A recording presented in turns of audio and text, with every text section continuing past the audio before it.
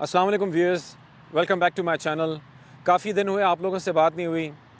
थोड़ा सा मसरूफ़ था, एंड ऑफ सीज़न चल रहा था क्रिकेट का यहाँ पर, और जॉब पे बिज़ी था, तो that's my excuse for not being able to put some clips जो मैंने प्रॉमिस किया था। लेकिन now I have got off season on, so इंशाल्लाह I will be able to put more clips regarding umpiring and umpiring technique.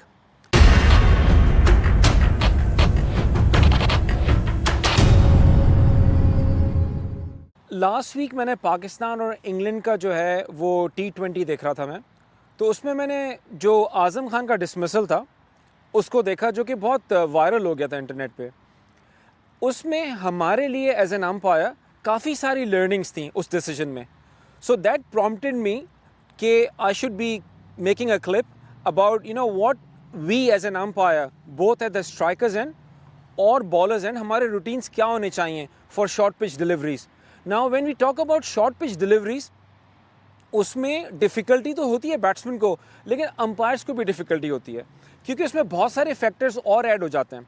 For example speed of the ball, direction of the ball, फिर batsman की movement.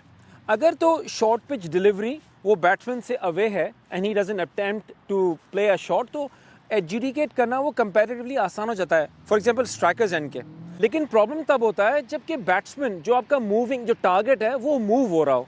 तो batsman अमूमन ये होता है, short pitch delivery I, batsman will go down and come up. Now when they do this, as an umpire from the bowler's end, we cannot adjudicate. We always rely on our partner at the striker's end. Now I'll refer to Azam Khan's decision. तो जो decision लिया था on field umpire ने was an excellent decision.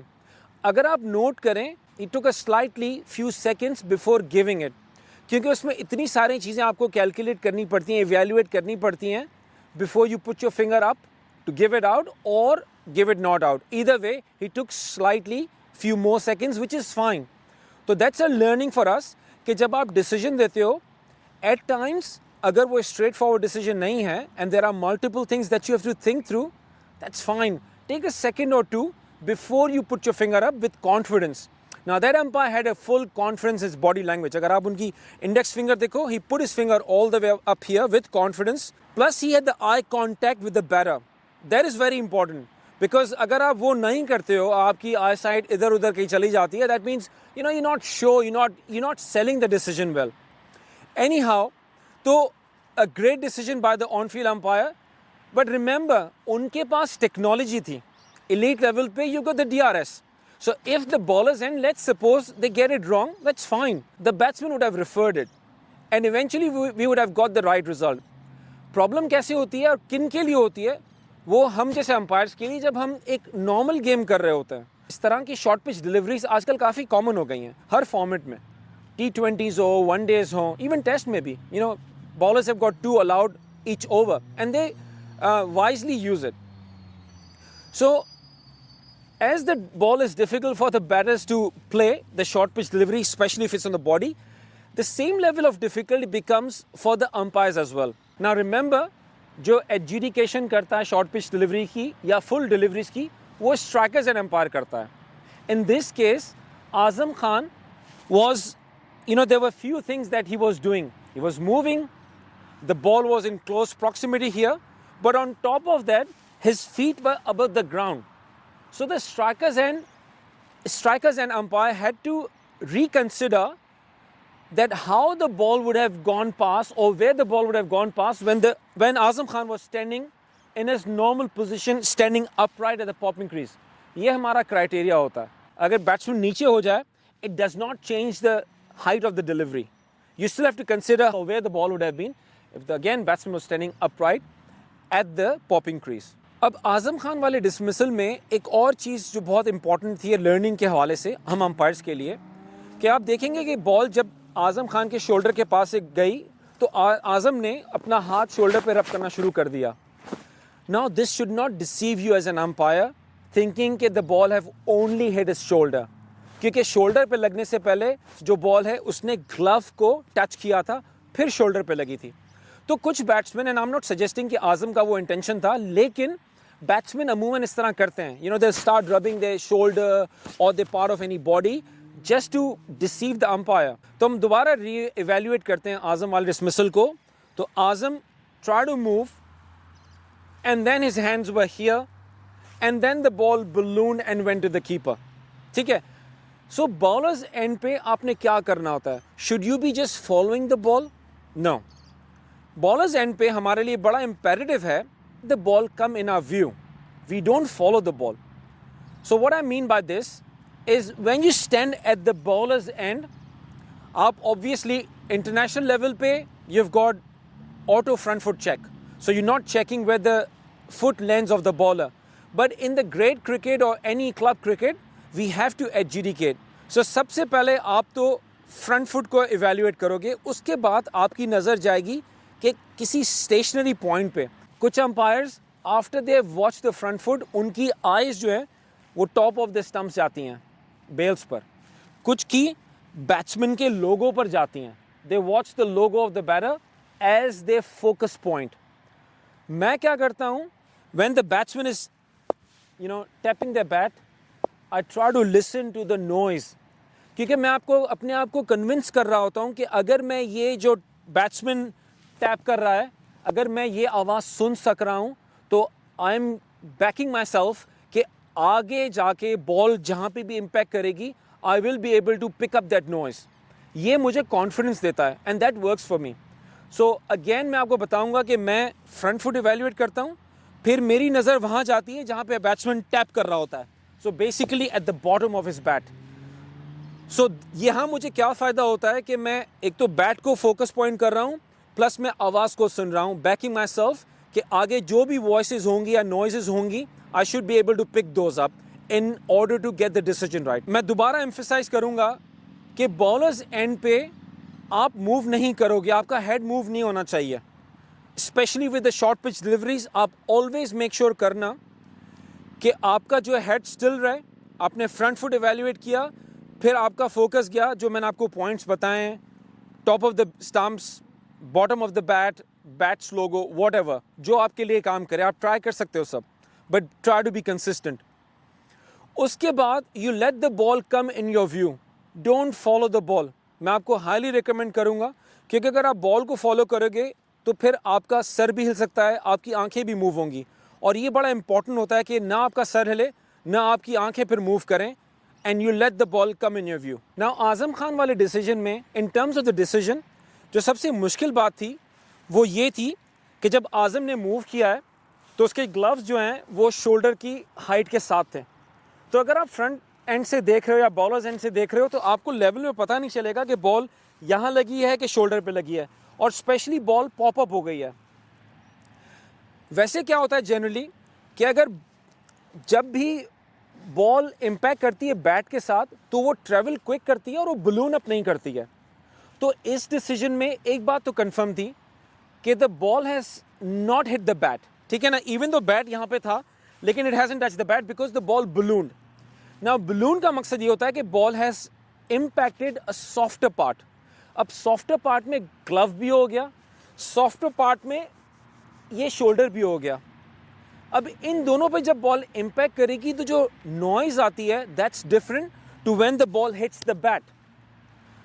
तो दो बातें, जब ball impact करेगी बैट पे तो एक तो नॉइज क्लिकी होगी, plus ball will not balloon, it will just go quicker.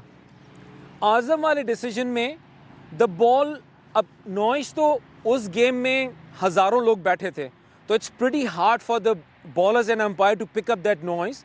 लेकिन मैं जनरली बता रहा हूँ कि जब आप ऑन फील्ड होगे और हम बात कर रहे हैं किसी क्लब मैच की या किसी नॉर्मल गेम की, तो अगर बॉल ग्लव पे या यहाँ शोल्डर पे लगेगी बॉडी पे तो एक तो आवाज़ आपको बहुत सॉफ्ट सी आवाज़ आएगी, क्योंकि अगर खामोशी है, कम लोग हैं, तो there are chances of you listening to the noise, ठीक है ना। तो आजम वाले डिसमिसल में बॉलर्स एंड पे क्लिकी नॉइज़ नहीं आएगी अंपायर को, तो it made it even harder, क्योंकि वहाँ से ऐसे लगा कि बॉल यहाँ पे किसी सॉफ्ट ऑब्जेक्ट पे लगी है and then the ball have balloon. तो उसको डिटरमिन करना कि कैसे आया, बॉल ने इम्पैक्ट किया या नहीं किया, दैट्स ट्रिकी। उसके लिए क्या है, going back to the basics, you let the ball come in your view. जब आप let the ball come in your view के प्रिंसिपल को फॉलो करते हो तो आपने देखना होता है कि बॉल प्रॉक्सिमिटी में ग्लव के कितना क्लोज थी, and that is the information was picked by the on-field umpire or the ball as an umpire in Azam's dismissal, and he got the decision right.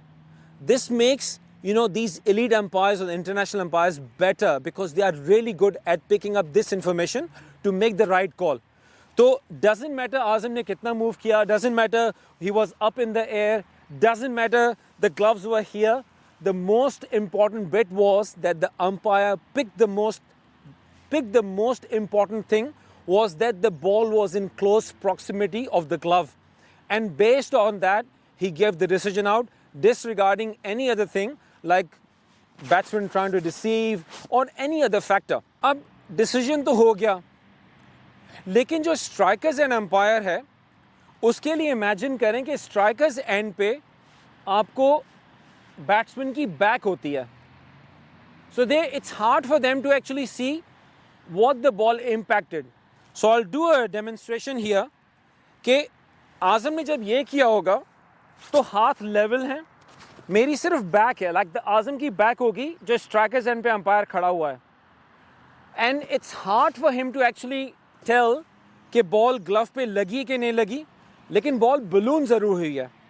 So after the decision was given, जो strikers and umpire है उसने अपने partner को बताया होगा कि that was one above the shoulder. अब ये अलग प्रिंसिपल्स हैं कि आप बॉलर एंड से क्या करते हो. इस डिसमिसल के लिए, और इससे मेरा मकसद है आज़म खान के डिसमिसल के लिए, जो बॉलर्स एंड अंपायर्स के पास 3 ऑप्शन थे. या तो बॉल शोल्डर से नीचे थी, या शोल्डर से ऊपर, या हेड से ऊपर. अगर आप वो क्लिप देखो तो उसमें पता चल रहा है काफ़ी आसानी से कि बॉल शोल्डर के अराउंड थी. So in this case when the ball is either above the shoulder or around the shoulder area, हम वन अबव द शोल्डर का सिग्नल देते हैं अपने पार्टनर को. सो जब आज़म आउट हो गया तो उस स्ट्राइकर्स एंड अंपायर ने बॉलर्स एंड को बताया होगा कि that was one above the shoulder, which means कि जब नया बैट्समैन क्रीज पे आया होगा तो जो बॉलर्स एंड अंपायर है उसने पहले तो गार्ड देना है, उसके बाद उसने बैट्समैन को इन्फॉर्म किया होगा कि 1 short pitch delivery has already been bowled in this over, क्योंकि बहुत इंपॉर्टेंट है T20 में कि एक शॉर्ट पिच अलाउ होती है, second one becomes a no ball. ठीक है, तो ये भी आपको याद रखना है कि रिगार्डलेस आप अगर स्ट्राइकर्स एंड पे खड़े हो इस तरह के डिसमिसल में, तो जब आपका पार्टनर डिसीजन दे वेदर आउट और नॉट आउट, आपको ये इन्फॉर्मेशन पास ऑन करनी है. और वो इन्फॉर्मेशन क्या होगी, या तो आप बताओगे कि that was one above the shoulder, अगर वो शोल्डर से ऊपर या शोल्डर लेवल पे गई है. ठीक है, तो जैसे ही बॉल डिलीवर होगी you will pass this on to your partner. अब अंपायर्स का डिफरेंट रूटीन होता है. I do this because I use my closest hand towards my partner, ताकि कोई प्रॉब्लम ना हो, ही और she can see this, right. कुछ अंपायर्स ये यूज़ करते हैं opposite hand on the shoulder, that's fine also, आप ये भी कर सकते हो, नो प्रॉब्लम्स. जो भी आपका रूटीन है, अगर आप समझते हो कि बॉल अबव द शोल्डर या अराउंड द शोल्डर है, यू विल गिव दिस और दिस, डजंट मैटर. या अगर in your opinion at the striker's end the ball was below the shoulder, you still will going to do this sort of a signal. This is the practice we do in Australia. Now what this means, I'm telling my partner that delivery was below the shoulder, so I'll just do this. So आज़म वाले dismissal को दोबारा as an example लेते हैं कि जो strikers and umpire है, he would have either given this or this to his partner. Obviously अगर ball sir के ऊपर जाती तो that would have been wide. Not in Azam's case, because in Azam's case the ball impacted the glove, so it couldn't have been a wide delivery. दोस्तों, इस clip में हमने काफ़ी सारी चीज़ें डिस्कस की. हमने सबसे पहले डिस्कस किया कि जो शॉर्ट पिच डिलीवरीज होती हैं उनको एडजुडिकेट करने में बॉलर्स एंड क्या करेगा, स्ट्राइकर्स एंड क्या करेगा, ये रूटीन्स हमने डिस्कस किया. दूसरा, क्योंकि हमारे पास प्रोविज़न नहीं होती लाइक इंटरनेशनल क्रिकेट के ऑटो नो बॉल्स हों, तो हमें नो बॉल खुद एडजुडिकेट करनी है क्योंकि we don't get that luxury. फिर हमने रूटीन्स देखे कि स्ट्राइकर्स एंड ने क्या करना होता है, किस तरह करना होता है शॉर्ट पिच डिलीवरीज को, वो भी हमने कवर किया. हमने ये भी डिस्कस किया कि बहुत इंपॉर्टेंट होता है बॉलर्स एंड अंपायर के लिए कि there is no movement with the head. दूसरी चीज़ हमने ये कवर की कि स्ट्राइकर्स एंड अंपायर के लिए sometimes is really hard to adjudicate because जो उसका टारगेट है वो मूव कर रहा है, तो batsman might be going up and down और मूविंग, या हिज फीट और her feet are up in the air. तो जो स्ट्राइकर्स एंड है उसने he might take a second or two let the batsman come in the normal stance of standing upright at the popping crease. उसके बाद adjudicate करना है. That means अगर आपने 1 या 2 सेकंड ऊपर नीचे कर लिए हैं तो it's not the end of the world as long as you're trying to get your decisions right and you're trying to sell your decisions correctly. एक और important factor हमने डिस्कस किया कि जो बैट्समैन है ना वो sometimes आपको डिसीव करने की कोशिश कर सकते हैं, तो आपने वो इन्फॉर्मेशन डिस्कार्ड करनी है. आपने जो खुद देखा है, जो खुद सुना है, उसकी बेस पर डिसीजन लेना है, ना कि रिलाई करें कि बैट्समैन किस तरह रिएक्ट कर रहा है. अगर आप इस तरह अपने डिसीजन देना स्टार्ट करोगे so trust me you will not become a good decision maker. Last but not least was important to sell the decision. हमने ये बात की कि जब भी 1 या 2 सेकंड्स ऊपर नीचे होते हैं it doesn't matter, क्योंकि प्लेयर्स एक्सपेक्ट करते हैं for you to get the decisions right. और जब हमारे पास प्रोविजन नहीं होती to go upstairs to the third umpire, तो हमें स्ट्राइकर्स एंड पे और बॉलर्स एंड पे खुद एडजुडिकेट करना पड़ता है. तो we should give it 100% to get the decision right. So ये था आज का एपिसोड. मैंने सोचा कि आपके साथ ये जो लर्निंग थी वो आपके साथ डिस्कस करूं. अब वर्ल्ड कप आना है, तो वर्ल्ड कप में जो है बहुत सारे गेम्स होंगे, ऑब्वियसली बहुत सारी लर्निंग्स होंगी, बहुत सारी चीज़ें होंगी रूटीन वाइज. तो प्लीज़ वॉच करना उन गेम्स को. अगर कोई स्पेसिफिक चीज़ आपको मालूम करनी हो, let me know in the comments below. Happy to help. और मैं खुद ऑब्जर्व करूँगा गेम्स एंड वॉच करूँगा, ताकि अगर कोई ऐसी चीज़ काम की होगी तो मैं आपके साथ शेयर करूँगा. So thank you for watching. Please subscribe to my channel. I need your support to grow, provide you with more information as much as I can. Bye for now.